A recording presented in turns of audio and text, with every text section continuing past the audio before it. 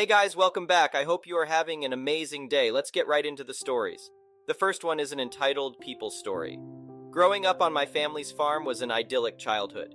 I'd spend long summer days playing in the cornfields and swimming in the creek that ran along the eastern edge of our property.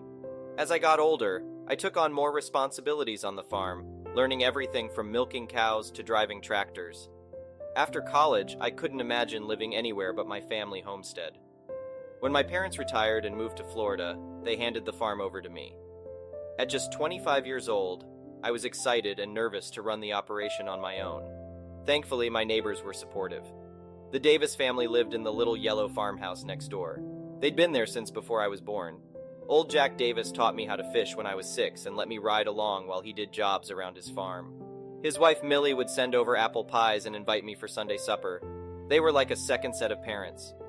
Beyond the Davis property was nearly 800 acres of dense forest.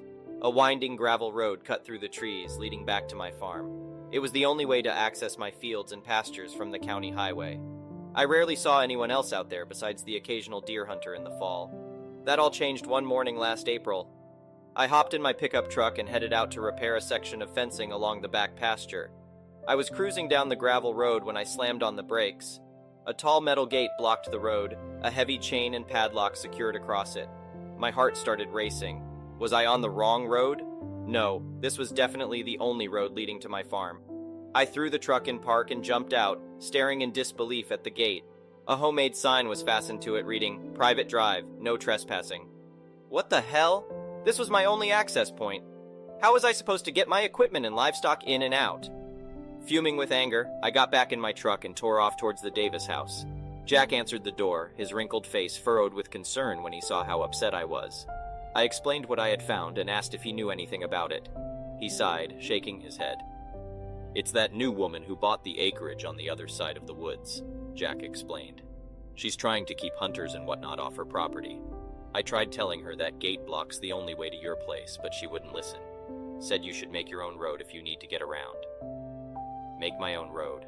Was she crazy? I'd have to pave a road through miles of forest to bypass her property. That would cost a fortune. I thanked Jack for the information and stomped back to my truck. It was time to give this woman a piece of my mind. I drove to the edge of the forest, bordering the new owner's land. A quaint little cabin had been built recently on a cleared section. Smoke curled from the chimney. I marched up to the front door and pounded loudly. A middle-aged woman with short blonde hair answered. Before I could even speak, she snapped, "Can I help you?" Her tone implied I was already annoying her. I explained who I was and demanded she remove the illegal gate blocking my access. The woman scoffed. "That gate is to keep trespassers off my property. I have every right to install it." "Not when it blocks the only road to my farm," I argued. "I have livestock and equipment that need to get in and out." The woman shrugged. "Not my problem. I put up signs warning hunters to stay off my land, but they still sneak in. Deer, foxes, and who knows what else. Those wild animals are destroying my gardens and landscaping." I tried appealing to her empathy, explaining that generations of my family had farmed this land. Blocking the only access could put us out of business. The woman remained stone-faced. "I don't care about your little farm. This is my private property now. Build your own road or figure something else out." She then abruptly slammed the door in my face. I stood there, absolutely stunned. Who did this woman think she was? There was no reasoning with her. I'd have to involve the county authorities to settle this dispute. I immediately called the county clerk's office to inquire about the public records for our road. Sure enough, they confirmed that the gravel road predated the sale of the woman's land. It was grandfathered in as a public access easement regardless of whose property it crossed. Armed with this information, I presented my case at the next county board meeting. I explained the road situation to the supervisors and provided the supporting documents. They agreed the woman had no right to block my access. The county sent her official notice ordering her to remove the gate since it illegally blocked a public easement. A week later, I cautiously drove down the gravel road again, half expecting the gate still to be there. But it was gone. I pumped my fist in celebration. The county meant business. My victory was short-lived. The next afternoon, I returned from the fields to find my driveway chained shut. That lunatic woman had blocked my own private drive that led from the gravel road to my farmhouse and barns. Livid, I called the county official who'd helped me. He said he'd call our prosecutor to file an injunction. Waiting for legal action wasn't quick enough. I needed access to my livestock and to care for my livelihood. So I brought out bolt cutters and removed her chains from my private driveway. I replaced them with my own locks so only I could open them. The ball was in her court now. 3 days later, the county sheriff paid me a visit. The woman had filed a complaint accusing me of trespassing on her property based on the driveway location. Thankfully, I had our certified survey map showing the property lines. Her claims were totally false. This woman was relentless. Since gates and chains didn't work, she tried sabotaging me in other ways. Over the next few weeks, I'd find her lurking around my farm near the access road. One morning, nails were scattered across the private drive, hoping I'd get a flat tire. Another day, she had uprooted the mailbox at the end of the lane, slamming it onto the ground. The final straw came when I caught her trespassing on my back pasture in broad daylight. She was snapping photos with her phone, likely trying to find any minor code violations to have me fined. I angrily confronted her, demanding she leave. The woman tried insisting she wasn't on my property, but I had proof. The next day, I went straight to the courthouse and filed for a restraining order against her. I provided documentation of all her harassment, vandalism, and trespassing. Finally, I was granted legal protection. She was prohibited from entering my property or blocking access to my farm. Weeks went by without any incident. Then one afternoon, I spotted her SUV parked across from my farm. She stood at the edge of her property, peering through binoculars to spy on me working in the fields. Unbelievable. I snapped photos for evidence and called the sheriff. He caught her red-handed in violation of the restraining order. Finally, she was arrested.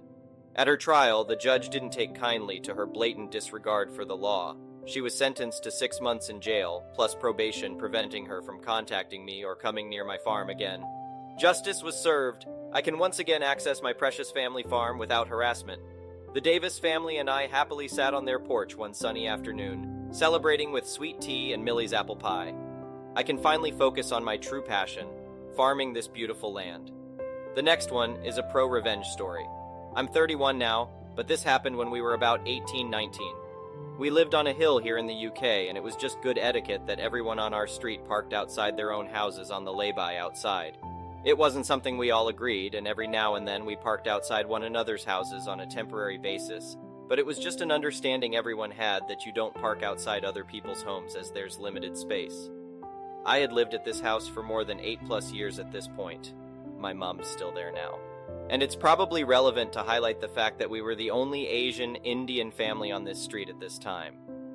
Everywhere else you had white people who for the most part were pleasant, and we got along with okay without issue, except one house almost directly across the road and the one left to our house. We just didn't click, really. This kid who was my age lived across the road from us. His name was Jack, not his real name. Jack's dad had left when he was young, and he had an older sister and he lived with his mom. I had a strange relationship with him. We weren't friends, and he wasn't really the type of person I wanted to hang out with, as he was kind of like a feral kid. He rarely went to school, lived an impulsive life, just hanging about on the streets and messing around all the time. And coming from a strict Indian family, it just didn't fit in with my attitude. Plus, one time I got into a bit of an altercation with him, why I can't remember, but it got physical and already there was bad blood between us. It was probably, I imagine, because he said something or made fun of me or my brother, and we reacted. We're not the type to instigate crap. It's not in us, but we will finish it. Anyways, he was always doing daft things, and one time when I was about 15, 4 years prior to the incident I am building up to, he was playing with my neighbor who lived to the left of us, also another white kid. Probably not relevant, but maybe it is, who knows.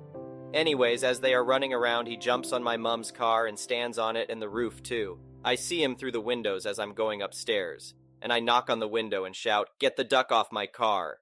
He panics and runs inside my neighbor's house, and I run out pissed off at him for that with my older brother. He could have dented the car, and it was just pure disrespectful to do that. This is the kind of kid he was. Anyways, him and his mates come out the house, and we have a bit of a verbal altercation. One of them swears the common racist term every white person shouts at a brown person here, "You ducking Paki." I'm not Pakistani. Hell, Indians hate Pakistani people. Our people have bad history. And I get pissed off, but eventually we calm down as Jack apologizes for his mate and we go in. This kind of set a bad precedent for our relationship even further from this point on, really. Fast forward to when we're 18/19ths now. His mom is dating a police officer who ends up parking outside our house, and this isn't really an issue at this point, as sometimes needs must, etc. The problem is this became a recurring theme, and as we live on a hill, things get a bit more difficult. You see, everyone parks outside their own homes as there is limited space, and if our space is taken up by this police officer's car, then we can't park anywhere on the hill. We have to park at the bottom, and if we've done the shopping, carrying this up all the way home or walking all the way to our house from parking our car can get tedious really fast, especially when it's daily. It got to a point he was doing it so often my brother thought he would ask him nicely to move. No malice or bad intent intended. He goes over to ask him if he wouldn't mind moving his car as he had space outside his own house now. The police officer takes out his police badge and shows my brother and says he's a police officer and will park wherever he wants. My brother, bearing in mind he's only about 19-20 at this point, is like, whatever, fine, just trying not to cause an issue. Now purely because my brother asked him if he wouldn't mind moving his car, nicely too, not being a dick or nothing about it, he made it a point to always park outside our house to aggravate us further, as they knew it was an issue for us. Every opportunity, even when he had space outside his own house. Every time. This went on for about 5 months, and my brother asked him nicely again 2 more times as we were having to put up with this daily as he was visiting his girlfriend, Jack's mom. This had gone on for months, and it gets old really fast, especially as you're looking outside your window and wondering why he's parking in front of your house, forcing you to park elsewhere and walk every day to your house, when he has space to park outside his own.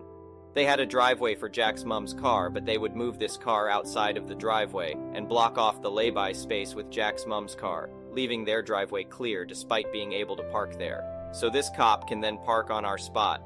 Now when you're watching the level of thought they go through to do this, you really do begin to wonder, geez, why the duck are they going to this much trouble to piss us off?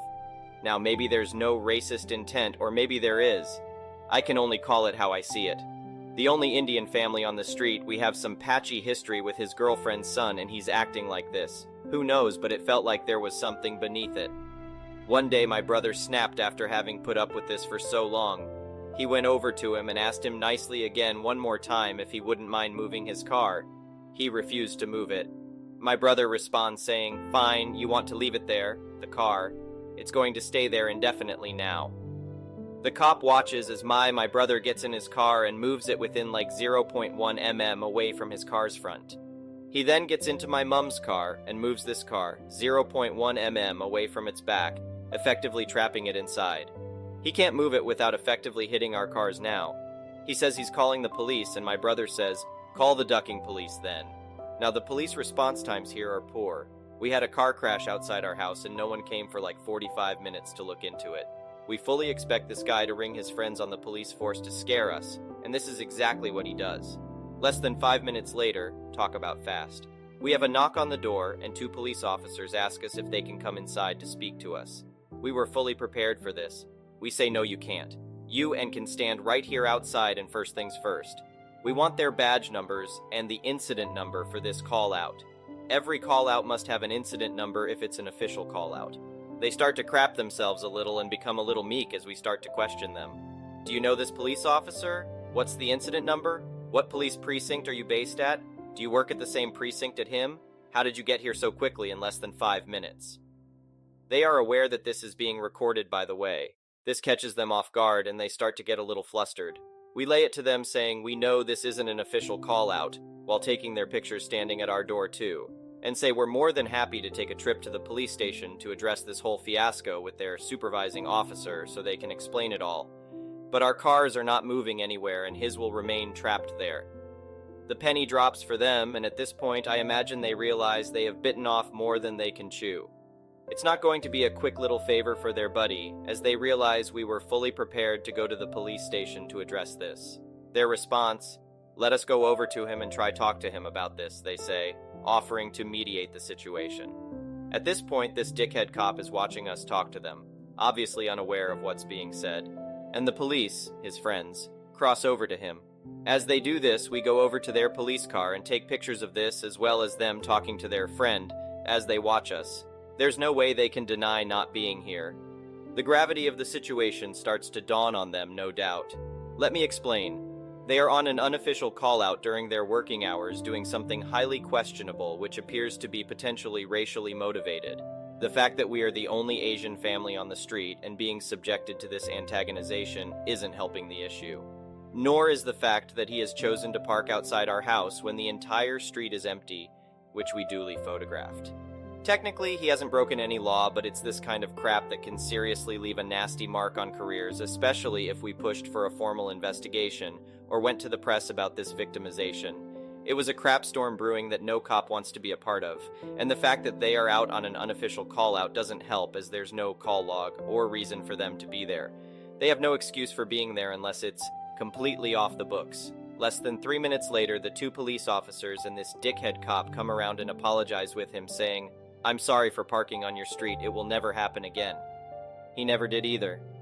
Eventually, he broke up with Jack's mom a month or so later, too oddly. Jack, however, wasn't too bad in his older years. They moved away after a couple years, and I didn't hear much of him until my neighbor on the right side of my house mentioned that his older sister killed herself. I felt really kind of bad for him knowing this, especially given our patchy history with his family. His sister had a daughter too. She left behind regardless of our history. I would never have wished that type of karma on them. The next one is a petty revenge story. So my friend, I'll call her Melissa, 22F, let an old high school pal, I'll call her Karen, 25F, move into her house about a year back. She brought along with her big dog and 2-year-old son. Melissa knew this would be a big change, but Karen assured her they were both well behaved, and she needed a place to stay to get away from her baby daddy, who we later found out was actually a really sweet guy. Problems started almost immediately. The dog ruined Melissa's couch, and Karen did not respect my friend's house. She left trash and food everywhere. Karen constantly invited her baby dad to stay the night despite Melissa saying he was not allowed in her house. The dog and Karen tormented Melissa's 1-year-old cat to the point where the poor thing never came out anymore. Then, to top it off, when Melissa told Karen she had to leave after about 5-6 months, Karen resorted to verbally abusing Melissa. She spread horrible lies to people, and it's a small town, made fun of medical conditions Melissa has, and said incredibly inappropriate and insensitive things about her mother who struggles with alcoholism. There's more, but let's get to the revenge part. Melissa went no contact after she kicked Karen out. Fast forward about a month, and she receives a call from Karen while she's at the JFS, Job and Family Services office. She was asking if she could use Melissa's address for her insurance to save a buck. My friend said absolutely not, and that she doesn't appreciate being asked to commit insurance fraud, then hung up. She stewed for a moment, then called back, but she didn't call Karen. She called JFS to report her. Karen apparently used her address anyway and was trying to get out of a bunch of medical bills she had stacked up. She was hit with a $28,000 fine. How did my friend find this out? From Karen's baby daddy? They bonded over this and had started seeing each other. The next one is a malicious compliance story. So I used to be a union delegate for a large firm with multiple sites. We had a Karen of a manager who was appointed by her uncle, a director of the firm, to her role. She wasn't very bright and told me once that 40 was half of 100. I have written on this subreddit before about her. Where I work, we get 4 weeks of annual leave, 2 weeks of sick leave, and 2 days of bereavement leave a year.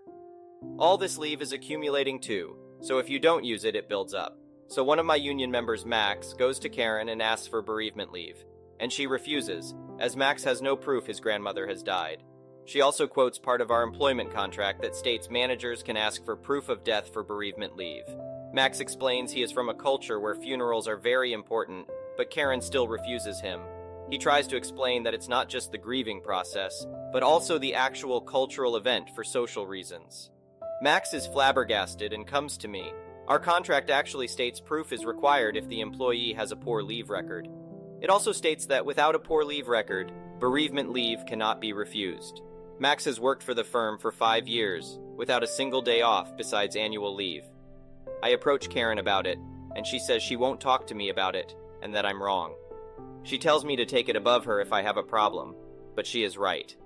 By sheer coincidence, it's a quarterly union meeting with the executives later that day, and as per Karen's instructions, I take it above her. Max is also from an ethnic and cultural minority.